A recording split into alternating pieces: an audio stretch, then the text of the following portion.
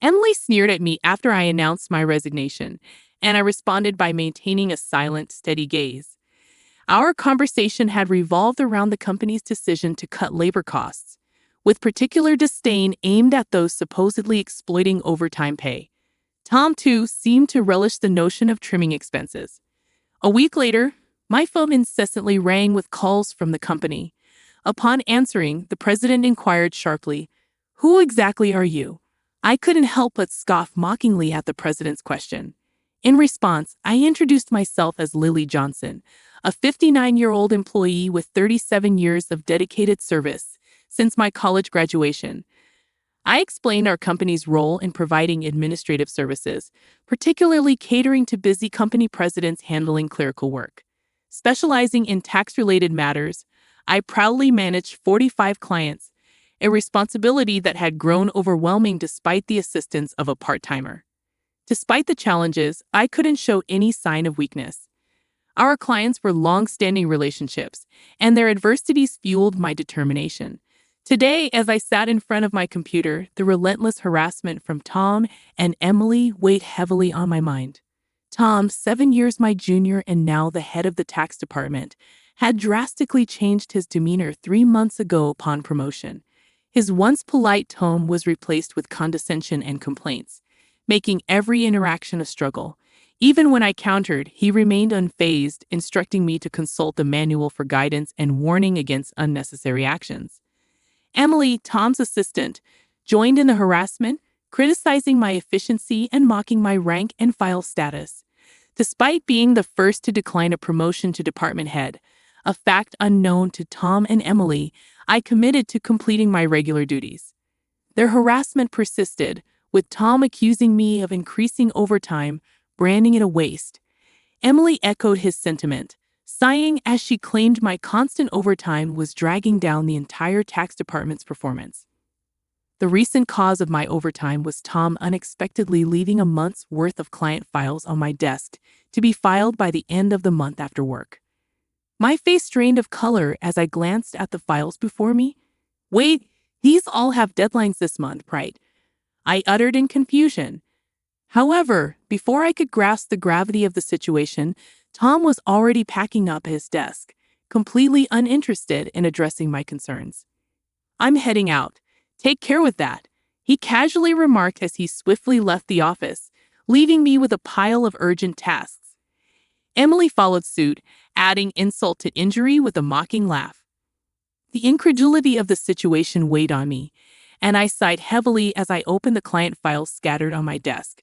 To my dismay, some of the files were originally Emily's responsibility. The realization deepened my sigh. I understood why Tom had been subjecting me to relentless harassment. They wanted me to retire quickly. My extensive experience and deeper knowledge in taxation made me a preferred resource for other members of the tax department over Tom. Tom's unapproachable demeanor and unattractive appearance made everyone, except Emily, avoid him. It seemed Emily's proximity to him was strategic, driven by Tom's preference for younger female employees. The shallow nature of their thinking sent a chill down my spine. Emily's harassment was not just a personal vendetta. She aimed to curry favor with Tom, the one evaluating the tax department's performance. Despite these challenges, I had to manage the declarations. Alongside preparing tax declarations for my assigned companies, it seemed today's workload was far from over. However, claiming overtime would only invite complaints from Tom and Emily, leaving me resigned to the prospect of unpaid extra hours. Then, unexpectedly, I received a summons to the president's office. Our company had recently undergone a change in leadership due to the former president's sudden illness. The new president, the former president's son, wasn't fully acquainted with our company. As I entered the office, I noticed Tom and Emily with unpleasant smirks on their faces. In a tense atmosphere, the president dropped a bombshell. "Lily, we'll need you to resign by the end of this month." My mind spun as I asked for clarification. Tom and Emily had apparently accused me of overbilling for overtime, citing that while others had around 15 hours, I had exceeded 80 hours. The president, oblivious to the true circumstances, seemed impressed with Tom and Emily's zero overtime. The reality of the situation hit me. The inflated overtime was a result of doing Tom and Emily's work. However, revealing Tom's instructions would risk portraying it as my own inability to manage time effectively. I presented the facts, asserting that I hadn't overbilled for overtime but struggled to finish my workload within regular hours. The president sighed deeply, expressing doubt but acknowledging the lack of evidence to pursue the matter further. Nevertheless, he insisted that they couldn't retain someone working at such a slow pace. Resigned to the situation, the president suggested my resignation, and it seemed his mind was made up. Told to leave the company I had devoted 37 years to, I felt a weariness settle in. Despite my dedication, the additional workload from Tom and Emily went unappreciated. I agreed to resign at the end of the month, acknowledging that I had already communicated my decision to the president. As I glanced at Tom and Emily, their vulgar smiles reflected satisfaction. Leaving the president's office, Emily taunted me with a sarcastic, "Thanks for quitting," her sneer cutting through. I responded with a silent stare, facing similar disdain from Tom, who shared his approval of cutting labor costs and labeled me as someone exploiting overtime pay. Observing their cheerful conversation, I pondered the handover process. Creating documents for all my clients, I ensured proper farewells and appointments with those I could meet personally. Unable to schedule a meeting with the president, I resorted to letters to inform them of my successor. A week post-resignation, enjoying a moment of relaxation at home, my mobile phone rang. Seeing the company's call, I hesitated, having already completed social insurance procedures. However, persistent calls from both the company and Tom and Emily's personal mobiles led me to answer reluctantly. As I picked up, the president urgently spoke, asking, "Who exactly are you?" I couldn't help but mockingly reply, "Just an unemployed lady who resigned from the company, nothing else." In response, the president urgently explained the chaos since my departure, 49 calls to stop transactions with the company. He pleaded for my immediate return, revealing a sense of panic in his tone. Reluctantly, I rose from my seat and made my way back to the company. Upon my arrival, I found Tom and Emily waiting, their faces notably pallid and dark circles underlining their weary eyes. Surprised by their drastic change in appearance, I inquired about what was happening. Tom glared at me and revealed, "Since you left, we've been bombarded with calls to stop transactions, not just from your clients but also from prospective companies we were planning to introduce." "What did you do?" Emily echoed the suspicion, expressing disillusionment at the thought of me resorting to underhanded tactics. Their haggard appearance suggested the toll handling cancellations. While I had not manipulated the clients, I had a hunch about the reason behind the transaction halts. Considering the inevitability of cancellations, I mumbled my thoughts aloud. Tom, however, accused me outright, insisting I had orchestrated something. He demanded I go to the president's office immediately, forcefully escorting me there. Upon entering the president's office with Tom and Emily, the president greeted me with a direct look in his eyes. Tom declared, "President, I brought her," with an air of authority, while Emily hurriedly followed suit. Ignoring their accusatory tone, the president questioned me about the abrupt halt in transactions after my departure. I took a deep breath and explained, "Our clients don't need us to manage their taxes. There are tax accounting firms that offer cheaper services. They continued with us because of me." Tom snapped back, questioning my self-worth, and Emily taunted me, both challenging my value to the company. Undeterred, I elaborated on my unique approach, offering tailored tax-saving strategies that resonated with our clients. Tom dismissed it as inefficient, arguing that their manual-based operations were more practical. The president sighed deeply, recognizing the fundamental difference in our approaches. In a serious tone, he said, "Actually," signaling a crucial revelation or decision to follow. I received a surprising call from my father, the former president. It turns out that some clients, who had stopped transactions, went directly to Dad to negotiate on my behalf. I hadn't anticipated clients going to such lengths for me. Dad emphasized that the tax department thrived because of my contributions. Not only did I manage my clients efficiently, but I also supported my colleagues' clients, possessing knowledge that even Tom couldn't match. Dad disclosed that if I hadn't declined the promotion, I would have held a higher position than a department head by now. The current president expressed regret with a pained expression. Emily appeared shocked, probably grappling with the idea that I could have been her superior. The president apologized for making me resign initially and asked if I would consider revoking my resignation. According to Dad, I was indispensable to the company. While I appreciated the change in the president's perspective, I hesitated to accept. Tom interrupted our conversation, visibly upset, and protested the president's decision, questioning why I was chosen over him. Emily echoed his sentiments, praising Tom's leadership and expressing disbelief at the preference for me. The president then sternly addressed them, revealing that since my resignation, numerous complaints had been received from the tax department, suggesting they had been shifting their workload onto others.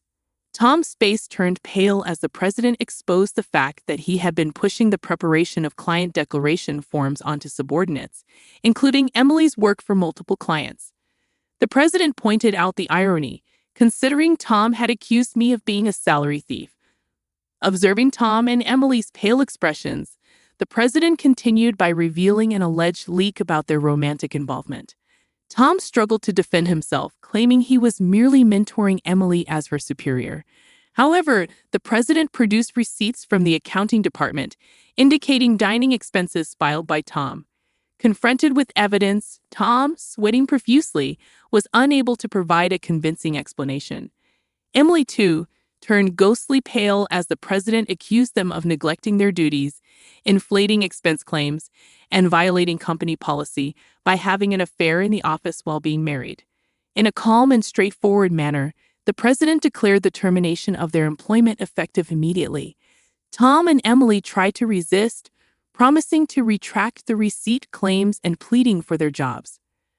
"I have a family," Tom desperately pleaded, attempting to reverse his termination. Emily echoed his sentiments, tearfully expressing her fear of being fired.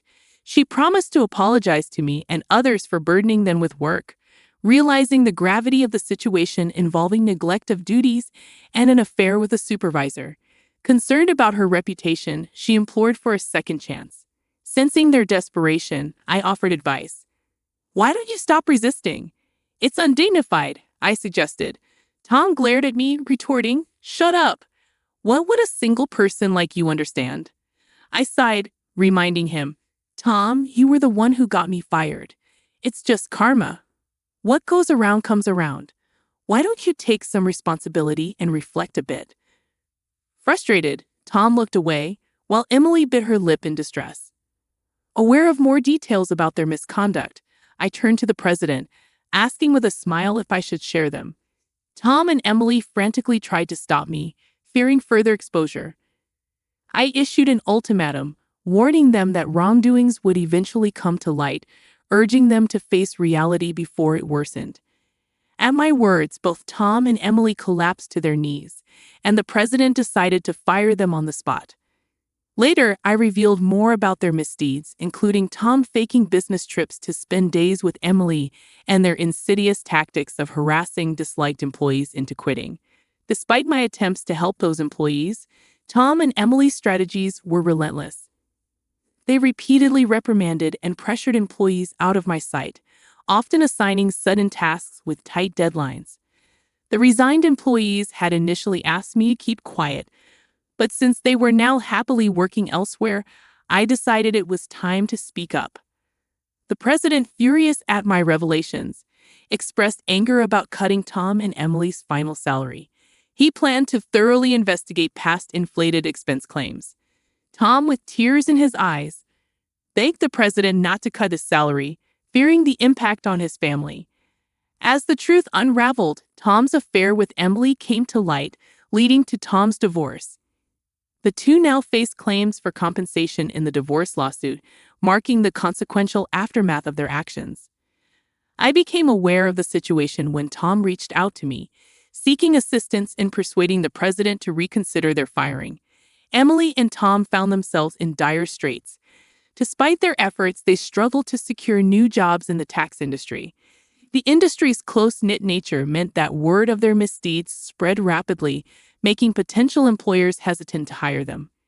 Desperate for income to cover divorce compensation and living expenses, they resorted to day labor at construction sites, a stark departure from their previous office roles.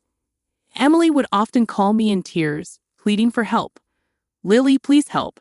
I only wanted a better life, and I never truly liked Tom," she'd cry. However, I couldn't ignore the fact that their predicament was a consequence of their own actions. Many, including myself, had been impacted by their behavior. I reminded Emily that the consequences were a result of her choices. "You can't unring a bell," I told her firmly. Facing hardships was the consequence of her decisions. Emily's despair echoed through her protests. Despite her regrets, the outcome remained unchanged. As for me, I chose to distance myself from the chaos of the corporate world. Despite the president's pleas for my return, I declined. Once told to resign, I had no desire to return. Instead, I found solace in assisting at a friend's tax office, supplementing my income and enjoying a more relaxed lifestyle. In the future, I entertained the idea of starting my own office, where I could serve my clients without the constraints of corporate bureaucracy. In my own space, I could fully dedicate myself to my clients' needs. As a tax accountant, I aspired to be on equal footing with my clients, providing service without superiority. This marked the beginning of a new chapter in my life, one filled with excitement and opportunities to pursue what truly mattered to me. My second life had just begun, and I eagerly anticipated the journey ahead.